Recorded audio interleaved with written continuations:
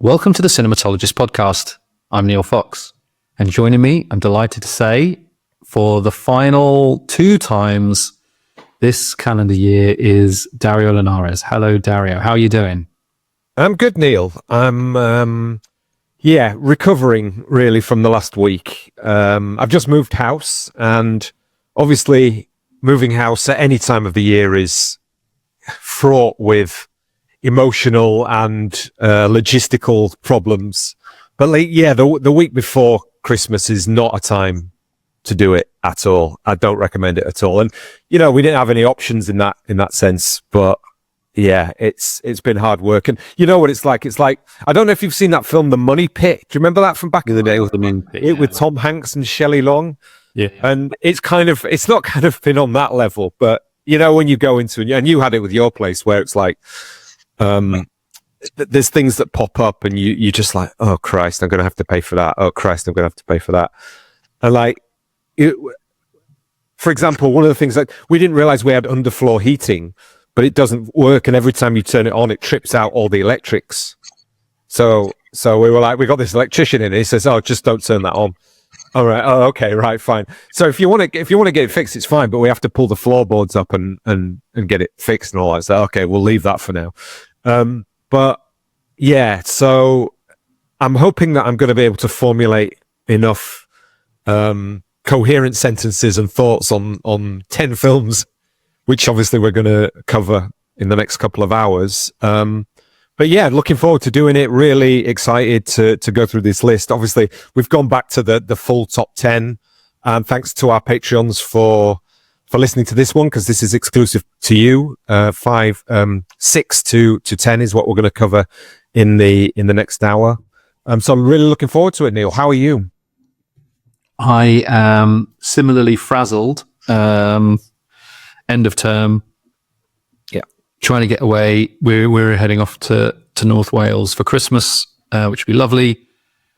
But it's just a lot. And kind of leaving a few days before Christmas means that you have to kind of put everything into that window. You don't get as much time to do stuff. So that's been crazy. I needed to land as well. So sometimes I've just come from a meeting, which is my last work meeting of the year, which was a good one, but it was kind of like all meetings this time of year. It's just trying to cram in a month's worth of stuff into an hour.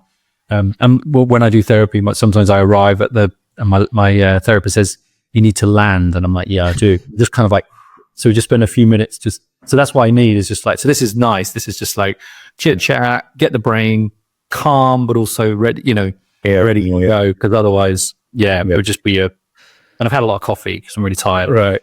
So it's all be. It's the sort of figurative 30-mile-an-hour crosswind, isn't it? And then it's like, you've seen those videos of planes sort of going sideways and then landing. You're like, yeah, that's my brain right now. I know exactly what you mean. So bear with us, Patreons, but we'll give you a good show, no doubt. Yeah. Well, once we get going, we'll be absolutely fine. I hope, I think the problem here is kind of trying to keep it under, a certain sort of minute level. So it could go on forever. You know what we're like at times when we get into the films, and we haven't told each other our lists, have we? And no. and also the order. So I think what we'll do is, Neil, maybe if one comes up that I know is coming later, I'll probably say something like, okay, I'll talk about that when it comes up later for me, or something like that. So we'll give it away that way. But also if something comes up that isn't on our list, because I don't know actually this year. I mean, maybe that's something we can just kick off with just very quickly, the kind of year it's been, because on the one hand, I kind of have liked a lot, but I realized I haven't loved anything. And I was really I didn't have an absolute standout number one film, which I think both of us have had quite regularly in the past. It's like, oh, that's the film that I remember. Memorial was a big one. But this year I've kind of liked a lot, but I haven't loved an awful lot. And then it was interesting because I saw John Bleasdale, who does the Writers on Film podcast. He sort of said it's been a bit of a disappointing year, and one that shows the kind of lack of political urgency, he was saying, in sort of filmmaking, and maybe even sort of, experimental possibilities. You know, there's loads of people trying stuff, but really it's not, people are kind of staying safely within their bubbles. I mean, I don't know what your take on that is. Oh, I think I disagree. Okay. Well, I disagree with that. I think, and you know, because so yeah, there's two films that I really, really loved this year, and I think one of them, my number one would be high in any of the years recent. Okay, interesting. But I liked a lot of stuff, and what was interesting is like I've actually got two top tens, because I think there's a lot of stuff like you're saying that I really enjoyed and I really like kind of. So I've been asked to do it as I normally have a director's note, so I'm going to have a completely different 10 for that.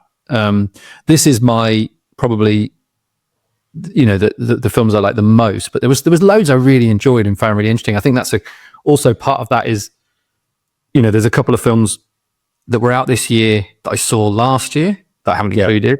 So I want to mention, and there's stuff that sort of came out in that sort of a weird awards window, which came out right at the start of the year, which I haven't included as well in this list.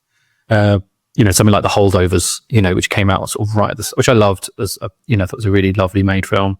And like Hitman as well came out earlier this year. You know, so they're there, and I really liked all that stuff. But I do agree that I think it's been I don't think it's been disappointing.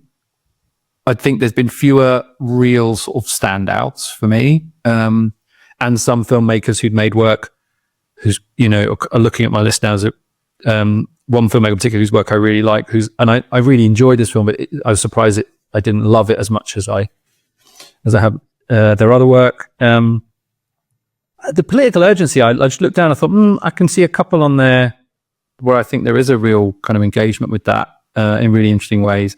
And I think when the thing that sort of links my list is an engagement with film form particularly. Okay. And what it is right now, which is maybe not necessarily engaged with the overt capital P politics of the day, but I think the politics of cinema and film form, I think, are kind of runs through my list. I would argue, and probably will argue now in the next 2 hours. What about you?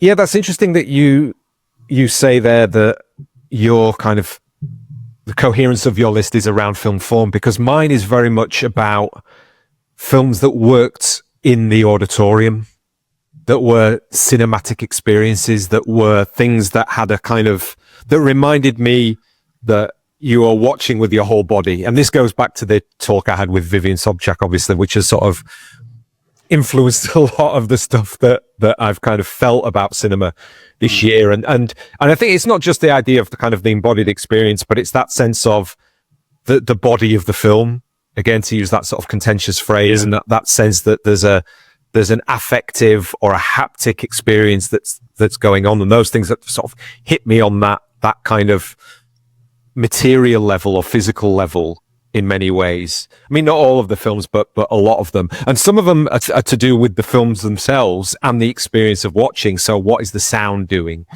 You know what I mean? What is the audience, you know, what has the audience reaction been? That kind of thing. But also some of it has been to do with the context in which I've seen it. So a Q&A around something that has sort of enhanced the entire experience of watching the film. And I think maybe kind of going forward, I'm interested in sort of leaning into that a little bit more when I do more working in more sort of written work rather than just doing sort of reviews. I'm really interested in sort of that idea of the cinematic experience, because I think it's something it's still sort of like taken for granted, or I want to kind of undermine that idea or critique that idea that there's certain films that you go to the cinema, i.e. big blockbuster movies, and then other films you can just catch whenever. I just hate that. And I want to sort of, I think that there should be people or myself who are writing about that idea of the cinematic experience being, I don't want to say sort of sacred or sacrosanct, but reminding us that it gives something more to the film. You're not seeing the same film when you're sat at home as you would be if you're sitting in the cinema. Yeah, it's distinct, isn't it? It's a very distinct thing, and and that's been lost. I think it's interesting looking at my list. Like only two of them I saw in the cinema. Right. And there's and my number 2 has a lot of what I love about it, and I think it's a wonderful film. But also there is a context around it, which I'll talk about. You know, which is exactly it's how it's watched, and then what context, which Yeah, is so much. And I don't know if you read or if you follow Nicholas Rapol's Substack, which is where he basically publishes a lot of his podcast stuff and sort of links. But he wrote about going to see the screening of Mikey and Nikki with Elaine May, you know, which is a very rare thing.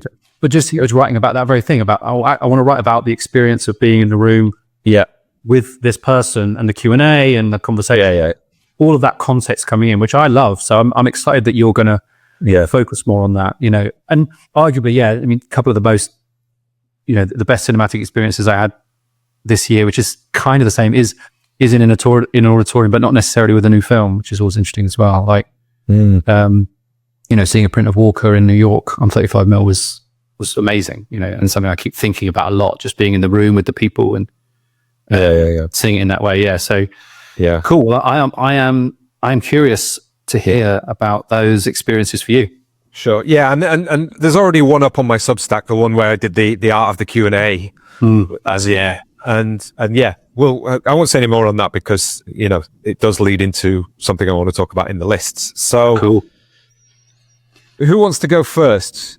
Do you want me to go, or? Yeah, you go first. What's your number 10? So leading on from that then, my number 10 is